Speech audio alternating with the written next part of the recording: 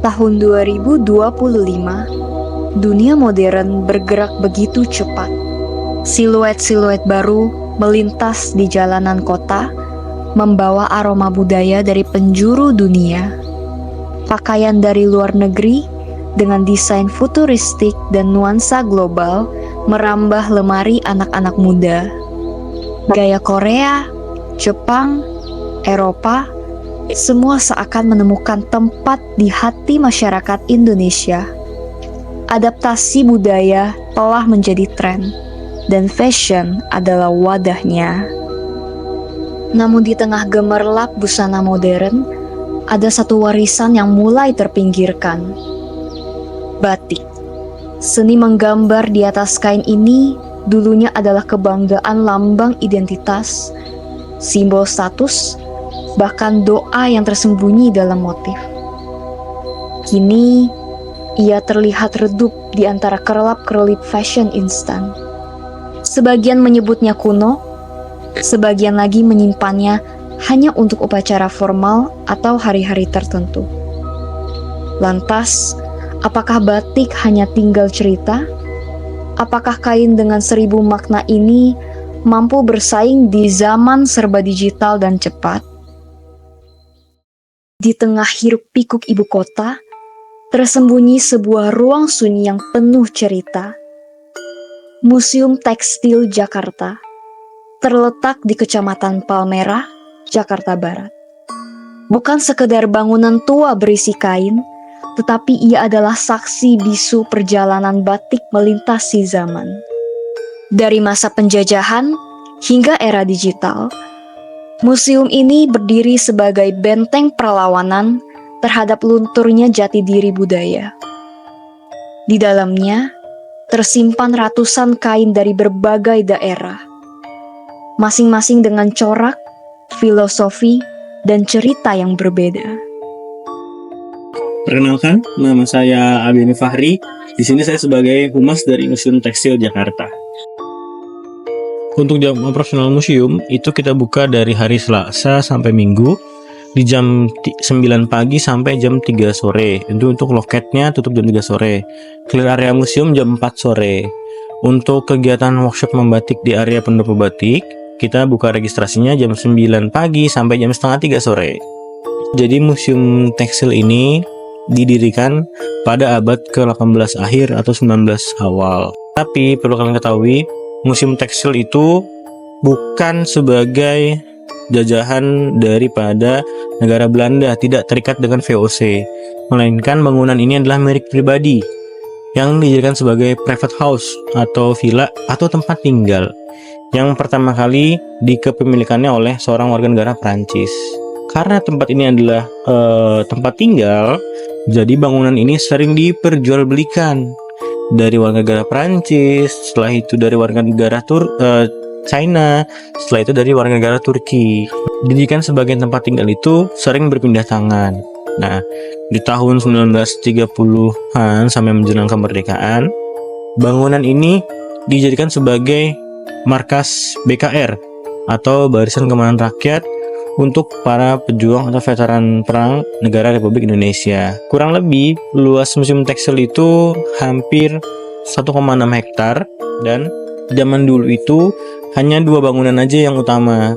Ada beberapa tambahan-tambahan bangunan-bangunan yang dibikin secara tahapan. Jadi yang asli itu hanya di gedung utama dan gedung galeri batik.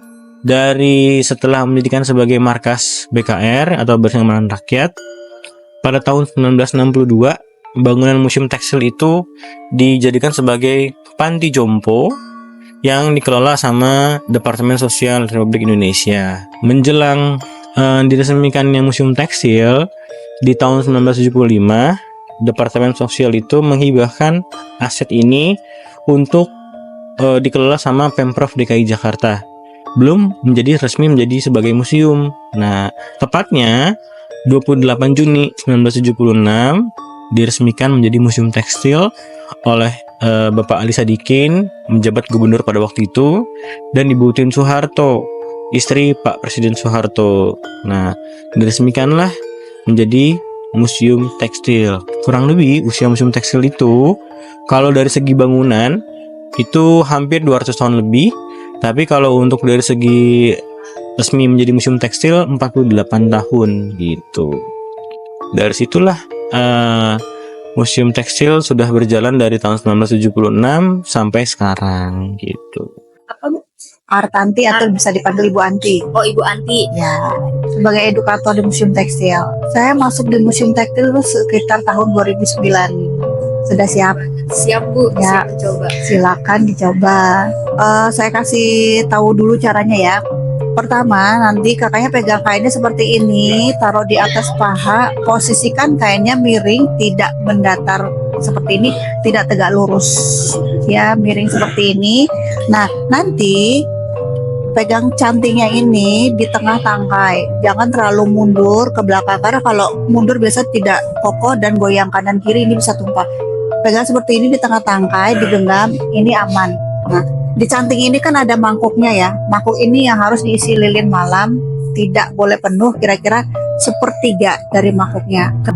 Kalau di batik itu ada materialnya ya, atau perlengkapan yang harus disediakan. Pertama, di dalam wajan ini adalah lilin malam. Lilin malam itu berfungsi sebagai tintanya atau perintang warna. Kalau batik dari dulu sampai sekarang masih menggunakan cara tradisional seperti ini ya. Canting tulis dan canting cap, nggak ada lain lagi. Kalau printing itu bukan batik, itu namanya kain tekstil, motifnya saja batik. Misalnya gambarnya seperti di Megamendung, tapi dia printing, kita nggak bisa sebut batik karena prosesnya nggak pernah menggunakan canting tulis ataupun canting cap dan lilin malam. Mereka kan hanya sablonan. Kalau batik di era modern ini, kalau saya lihat dari saya pribadi itu cenderung lebih maju ya, berkembang pesat. Gak cuma di dalam negeri aja, tapi di dunia internasional, karena sering dibawa oleh desainer-desainer Indonesia kan untuk pameran busana di luar negeri. Dan museum tekstil itu juga sering kali diundang oleh museum-museum di mancanegara itu untuk apa? Untuk pameran di sana. Jadi kita untuk memperkenalkan batik, tidak hanya batik ya, kalau museum tekstil pameran itu kita bawa busana-busana tradisional atau kain-kain tradisional peninggalan nenek moyang Indonesia. Makna batik itu menurut saya itu tidak hanya sehelai kain atau selembar kain yang bermotif. Makna batik itu adalah sakral. Karena saya juga orang Jawa, keluarga saya sudah pasti dalam segala hal ritual itu menggunakan batik. Dari kelahiran sampai kematian itu pasti ada batik-batik yang dipakai, dan batik-batik yang dikhususkan untuk suatu upacara atau pernikahan atau kelahiran atau sunatan seperti itu. Jadi menurut saya batik itu benar-benar sakral, filosofinya tinggi, nilai budayanya tinggi, effortnya juga tinggi, dan saya sangat menghargai batik. Setelah proses pencantingan, nanti akan memasukkan tahapan membuat parafin. Nah, parafinnya itu dia akan memblok kain ini untuk tidak terkena warna. Jadi sisi-sisi kain ini tidak terkena warna, akan seperti menjadi bingkai atau frame. Setelah proses parafin, nanti langsung ke proses pewarnaan. Dari proses pewarnaan, nanti langsung ke proses perebusan. Dari proses perebusan, nanti lilin malam yang coklat ini akan berubah menjadi warna putih.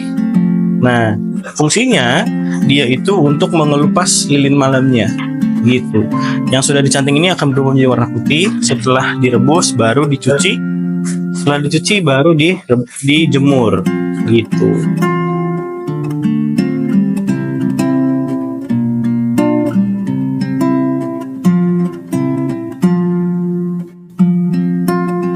Untuk saingan atau era modern seperti sekarang, batik itu nggak harus dipergunakan sebagai hanya kemeja pendek, meja panjang, atau hanya kain raf aja, tapi bisa juga jadi outer, kayak kamu jadi outer, jadi raincoat bisa juga, tapi tergantung penggunaannya itu disesuaikan dengan penempatan waktu dan momennya gitu. Sekarang ada yang namanya istilahnya berkain, jadi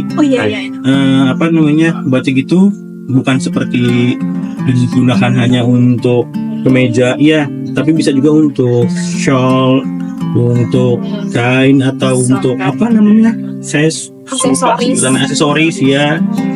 Itu ada juga kain batiknya digunakannya bukan sebagai aksesoris yang nempel di badan atau di baju, tapi bisa juga di tas atau di salah satu aksesoris, entah itu di topi atau di apa gitu. Yang terpenting budaya batik sebenarnya tetap pasti bersaing dengan budaya-budaya yang lain. Cuman cara penggunaannya, implementasinya buat anak muda zaman sekarang tuh ciri-cirinya atau caranya berbeda-beda gitu. Sebenarnya istilah batik tuh adanya amba dan titik. Amba itu adalah garis, titik adalah titik. Jadi melintang atau mengembangkan gambar dan titik ini sepenuhnya. Jadi batik itu memang harus penuh sebenarnya. Cuma karena ini adalah untuk pembelajaran, jadi sesuaikan motifnya yang memang untuk belajar gitu. Ada istilah namanya isen-isen. Isen-isen itu detailing atau lebih mendetail. Nah, jadi kalau batik itu sesuai dengan daerahnya masing-masing sih. Ada yang motifnya memang besar-besar, kecil-kecil. Ada juga yang bercampur antara kombinasi cap sama tulis gitu. Ada yang full tulis, ada yang full cap, ada yang kombinasi gitu. Pernah lihat pembatik niup cantingnya? Nah itu ada filosofinya, filosofi dari spiritual sama teknisnya. Teknisnya itu ditiup supaya lilin malam yang ada di camplungnya itu tidak melebar di luar dari cucuknya. Tapi filosofnya itu, spiritualnya, mendoakan ketika canting ini dibuat sebagai kain batik atau lilin malam yang dituangkan untuk membuat batik, yang menggunakannya atau yang membuatnya mendapatkan kesehatan, keberkahan dan juga kebijakan dalam menggunakan kain tersebut, supaya kain tersebut dipergunakannya untuk hal-hal yang baik, bukan untuk hal-hal yang buruk. Jadi selalu seperti mendoakan gitu. Iya. Batik akan terus hidup selama kita masih peduli. Selama tangan-tangan muda bersedia mewarnainya, mengenakannya, dan merawat maknanya. Batik tak lagi hanya menjadi benda sakral yang terpajang di balik kaca. Ia berkembang menjadi bagian dari gaya hidup, masuk ke ruang kerja, ke jalanan kota, bahkan ke dunia digital. Fleksibel, namun tetap berakar. Berubah, tapi tidak kehilangan jati diri. Batik membuktikan bahwa budaya tak harus diam untuk tetap bernilai. Ia bisa bergerak, mengikuti zaman asal tak melupakan asal-usulnya.